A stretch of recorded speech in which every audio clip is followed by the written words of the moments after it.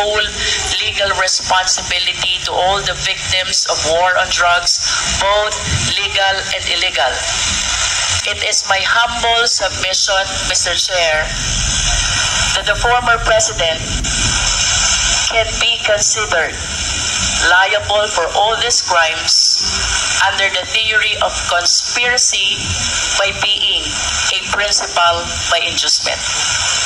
I wish to manifest, Mr. Chair, that without the order, without the reward, these police operatives should not have resulted to killing a huge number of victims of war on drugs. I beg to disagree with your premise, ma'am. I understand, Mr. President, but that is a manifestation. Yes, but you Thank know, you, if Mr. police is President. supposed to do his duty.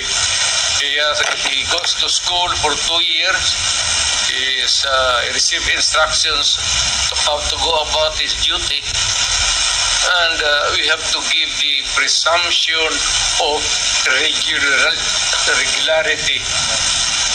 That's a principle of law.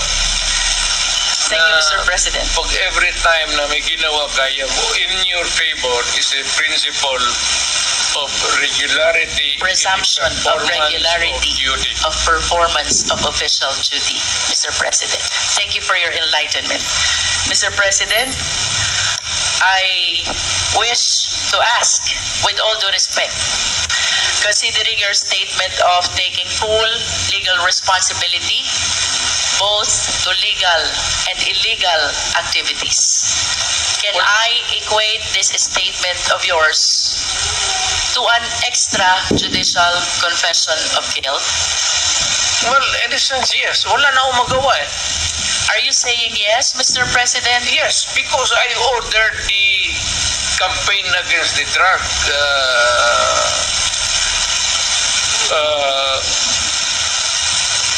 syndicates. At kung anong ginagawa nila, whether illegal or not, it was ako ang nag-utos. In that sense, I take that responsibility of their actions. Wala akong magawa eh. Commander ako, nag-utos ako. Puntahan ninyo yan. Just like a commander, or not a military, police, iutusan mo. Pag may nangyari dyan, magkabulyaso, whether right or wrong, iyo yan. Iyo talaga yan. Kung hindi ka na bubo na mayor, hindi mo iwanan yung tao na inutusan mo. Unless yung pumunta doon, inutusan mo mag-operate ng illegal gambling or mga droga, tapos nag-rape, kung anong ginagawa, nagkabalastugan, ako na mismo ang papatay, hindi na kailangan na hintayin mo pa. Mr. President, earlier, you conform to my statement that I can equate your statement of taking full legal responsibility as an extrajudicial confession of guilt. You said yes to that. Yeah. No, I'm just reiterating the question, Mr. President. It's not about guilt or a wrong. What I'm saying is that yung lahat ng inutusan ko yung war against drugs o yung isang platoon dyan o isang batalyon, kung ano yung ginagawa nila, I take full responsibility for that. Mr. President, you are surrounded by, I believe, 4 lawyers. Hindi ko na kailangan, ma'am. Because you are a lawyer I yourself. can take of myself. I can take care of myself. And of course, you understand the elements of an extrajudicial confession. Yes. You confirm that you are of sound mind. And not only that, but body Yes. as well. You confirm that your statement is voluntary.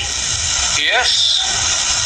And of course, you confirm that you understand the consequences of your extrajudicial confession. Hindi naman alam kung hindi naman ito korte. So, I I understand, Mr. President. That's why we call it extrajudicial confession. It is not a confession. It is a statement coming from the mouth of a mayor or a president at that time. It is not a confession. You are characterizing. Mali, ma'am. Do not characterize that as wrong. Mr. President, Policy yan.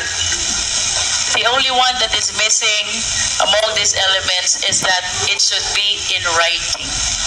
What? And my question will you be willing to translate into writing the statement that you earlier said? Hindi na nga ako marunong, yung firma ko noon, hindi na nga firma ko ngayon.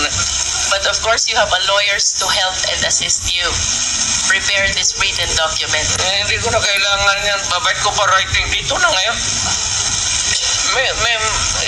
It's documented by the record here. Magtanong na ka na magtanong. Anong gusto mong tanongin? Kriminal? Again, to substantiate the courage that he was able to show during the initial part of this hearing. Mr. President, in the past hearing of Quadcom, may 30 Chinese drug lords na napatay sa Davao Penal Colony. Are you willing to take accountability and responsibility also for this? Wala na ako niyan, ma'am. Nandito na ako sa Manila. So, you are saying no. Oh, well, kung gusto mo isali yan, itagtag mo na, okay lang. How about the death of General Barayuga, the PSCSO Secretary? Are you willing to take full legal responsibility for this? I do not kill generals. The death of Mayor Aldong Parohinog and the 15 others in Osamis City, are you taking full responsibility on this? Hindi ako nagpapatay ng mga mayor, ma'am.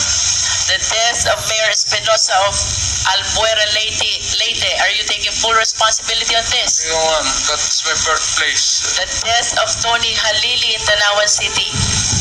Malayo yan sa akin, ma'am. The death of Mayor Perez of Los Baños. Lalo na. Ibalik ko po dun sa una niyong sinabi. If you are denying all this, alin po yung tinutukoy niyo when you said you are taking full legal responsibility to all the victims of war and drugs, both legal and illegal? Yes. Kasi order ko kasi yung that was my campaign against drugs. Na yung, alam mo, maraming istasyon, maraming pulis. Kung nagkalit-silit doon, hindi ka maghugas ng kamay. Dapat sabihin mo, akin dyan kasi of course nagkamali sila. Now, if there is an appropriate action na gusto ninyong ilabas, then file the case in court. Wala namang pigil, matagal na yan yung sabi extrajudicial killing. I am challenging anybody or everybody who makes the accusation, whether it is really true or not, it may be true, file the case in court because may korte tayo. And even if you admit na totoo yan, you have to go to court because I will make the admission there again. Are you saying, Mr. President, that when you go to court, you're willing to admit also your accountability for all the deaths during the war on drugs? Ay, of course, may abogado man ako, ma'am. Kung ano sabihin ng abogado ko, sunod ako. I hope that everything that you said before the quad can be reduced in writing so that truly we can believe that you're taking full legal responsibility to all the victims of war on drugs, both legal and illegal, because as lawyers we believe that by extrajudicial confession we have to put that in writing, Mr. President. Totoo yan, I ordered the campaign against drugs. Hindi ako it's a policy of government or of the president. Hindi ako maghugas ng kamay. Hindi ako magsabi, hindi, kasi yung department yan, akin yun. Mr. President, last question. If one of these days the ICC will come, will you voluntarily submit yourself? Sipain ko pa sila, ma'am. But you said a while ago that if somebody will sponsor your fare to the ICC, you will voluntarily submit yourself to their investigation and jurisdiction. Yes.